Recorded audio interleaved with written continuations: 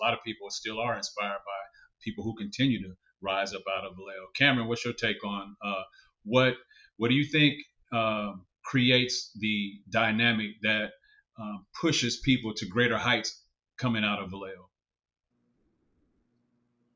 Um, well, I do want to say I definitely want to echo everything Monica said. Absolutely. But I also want to say that I think it's an underdog mentality that we have in the city.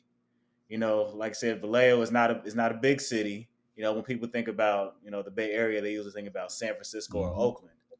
They don't talk about like Berkeley or Richmond that much, or even like I said, Benicia or Vallejo. So it seems like we just sort of have to like crawl up out of like I don't want to say obscurity, but it seems like people seem to forget how important Vallejo is, and just like as part of like the Northern Bay Mm-hmm. Area. So I would say it's definitely an underdog mentality in that, and there's also just some sort of, I would say, kinetic energy that just everyone, like she said, that connects us all in the city. It's just like, because every time I even go back home, it feels different. You know, I've been in the South for almost 20 plus years, but every time I come home, I still feel that energy from when I was a child. Like something was different growing up in Vallejo. Just in that energy that I felt like growing up in like in such a diverse culture, I think has helped push a lot of us to like want to not only get out of Vallejo, but also never forget our roots as well.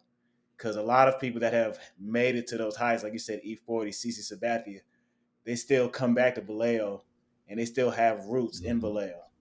So I think that's another thing that I think is just important in, as far as like what Vallejo means and what it brings to not only like I said, California or even the United States, but the world, because it seems like a lot of people that come out of Vallejo influence a whole lot of different Mm-hmm. areas. Yeah, absolutely, man. You mentioned that underdog mentality. I agree with that statement. I think, and I saw Monica shaking her head when you said that. Like, yeah, there's something about that too.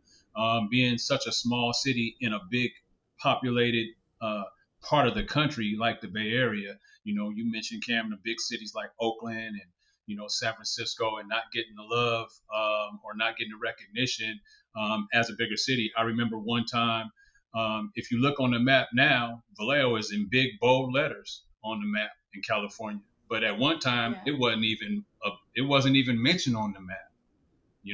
It was very very small print if it was. And Right. so that's and the size of the city hasn't really grown. The city's still the same. I mean, maybe more people in it, but the borders of the city is still the same.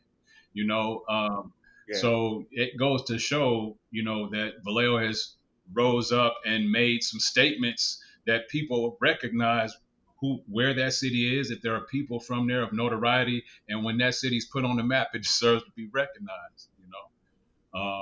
They put it on the map. Right. Those people that you mentioned helped to put it on the map. You are helping to put it on the map by doing what you're doing and being here today. So I appreciate you guys in those responses.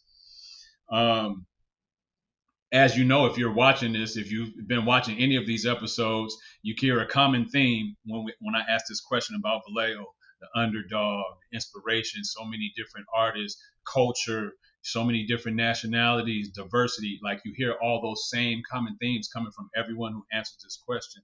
So I appreciate you guys' responses and takes on that. My first question, as we get into the topic, is going to be for Monica. But it's actually just a question about Monica. I told you earlier that Monica spent some time living in Hawaii.